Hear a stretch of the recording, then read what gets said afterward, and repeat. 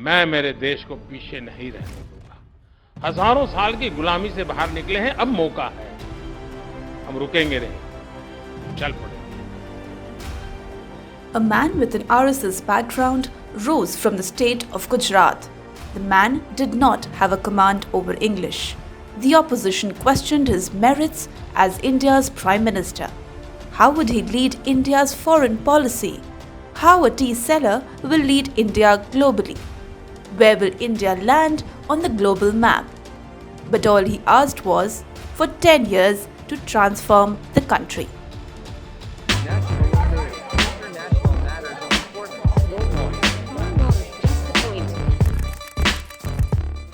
Prime Minister Modi is one of those people in the world who is capable of conducting an independent foreign policy. He's a patriot of his country. He's like an icebreaker. The future belongs to India. We've never had any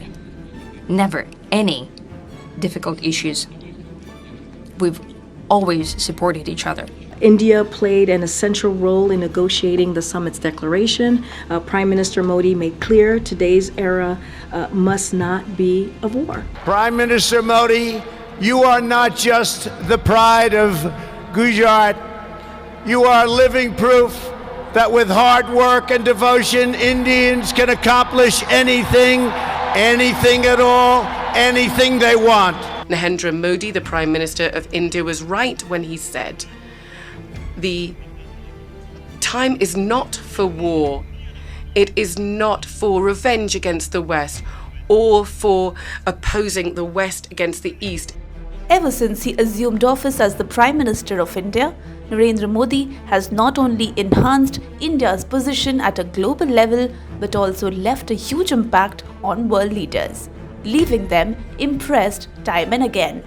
In 2014, Prime Minister Narendra Modi promised to change India's fortunes, and by 2022, almost in 8 years, the Modi-led government successfully created a Naya Bharat, that is, Aatmanirbhar in all aspects. 250 साल तक जो हम पर राज करके गए थे, 250 साल तक, उनको पीछे छोड़ करके हम दुनिया की इकोनॉमी में आगे निकल गए।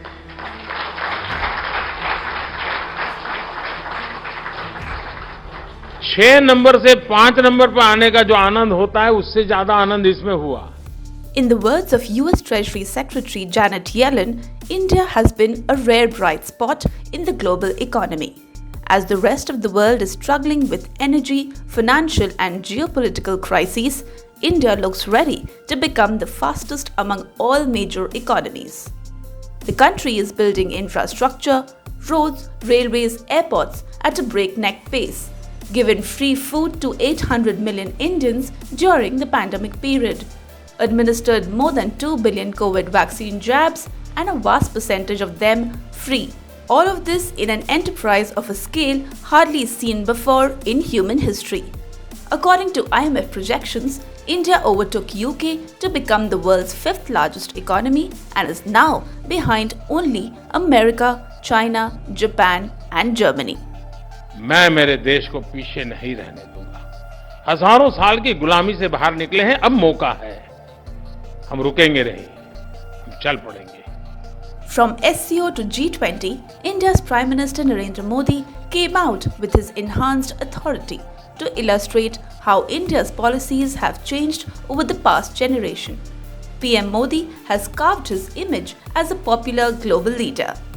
India has now become the largest democracy to strike its own path. During a recent event in Washington, D.C.'s India House, US Deputy National Security Advisor Jonathan Feiner said that US President Joe Biden looked forward to Prime Minister Narendra Modi's take on global issues. I don't want this to be lost. There is the ties of our leadership, which we consider to be hugely important.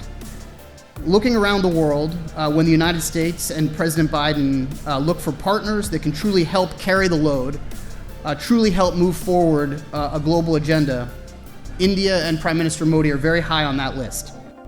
As New Delhi deftly balances between Russia and the West, Modi is emerging as a statesman who is being courted by both sides, winning him accolades at home, while being simultaneously perceived as an international power broker.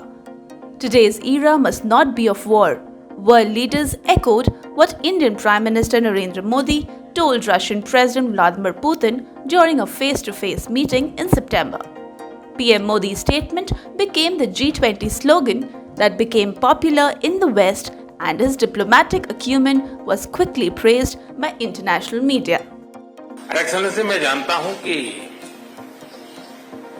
आज का युग युद्ध का है नहीं, और हमने phone पर भी कई बार आपसे इस विषय में बात की है कि डेमोक्रेसी और डिप्लोमेसी और डायलॉग, ये सारी बातें ऐसी हैं कि जो दुनिया को एक स्पर्श करती है। आने वाले दिनों में शांति के रास्ते पर हम कैसे बढ़ सके, उसके विषय में जरूर आज हमें चर्चा करने का मौका मिलेगा। आपका व्यू पॉइंट समझने का मुझे भी एक अवसर मिलेगा। PM Modi is the favorite child of critics, but even they accept that he is an expert of geopolitics who is hard to beat.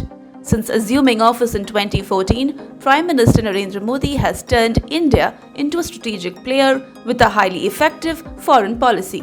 From tackling the menace of terrorism emanating from Pakistan, standing up to the Chinese aggression, to navigating a complex global crisis in the wake of the Russian war in Ukraine, Modi designed and deployed a robust foreign policy. And when Modi plunged into the oceans of foreign policy, he introduced the author of New India's Foreign Strategies, Dr. Subramaniam Jaishankar. Thank you for the advice and suggestions in your question. I prefer to do it my way and articulate it my way. People are entitled to have views about us, but we are also equally entitled to have views about their views and about the interests and the lobbies and the vote banks which drive that. Whenever there is a discussion, I can tell you that we will not be reticent about speaking. India is not just a camp follower of the US, which Modi-led government proved during Russia's invasion of Ukraine. Despite enormous pressure from the US and its NATO allies, New Delhi did a delicate balancing act, and EAM Jaishankar firmly emphasized that India was not sitting on the fence, but was rather entitled to have its own opinion. Europe has to grow out of the mindset that Europe's problems are the world's problems, but the world's problems are not Europe's problems. That if it is you, it's yours. If it is me, it's ours. I think that's something, and I see, reflections of that. Again, in terms of, there is a linkage today which is being made. A linkage between China and India and what's happening in Ukraine. So come on, guys. China and India happened way before anything happened in Ukraine. If you are looking at energy purchases from Russia, I would suggest that your attention should be focused on Europe, which probably we do buy some energy which is necessary for our energy security. But I suspect, looking at the figures, probably our total purchases for the month would be less than what Europe does in an afternoon. Today, India has the ability to publicly call out Vladimir Putin for the war in Ukraine. And India also has the capacity to tell the West that it is hardly following Washington or Europe's lead on Moscow. India is the only major power to have membership in organizations that are generally seen by the West as competitive. Along with BRICS, it is part of the East Asia Summit, the ASEAN Regional Forum, the Quad, and the Shanghai Cooperation Organization. When major powers are facing serious geopolitical issues, India took charge and assumed the leadership of G20, SCO, and UNSC. Today, when the West is facing inflation, recession, energy, and geopolitical crises, India's foreign policy is the strongest, which is being led by a man whom many said would drive India's international relations to the ground.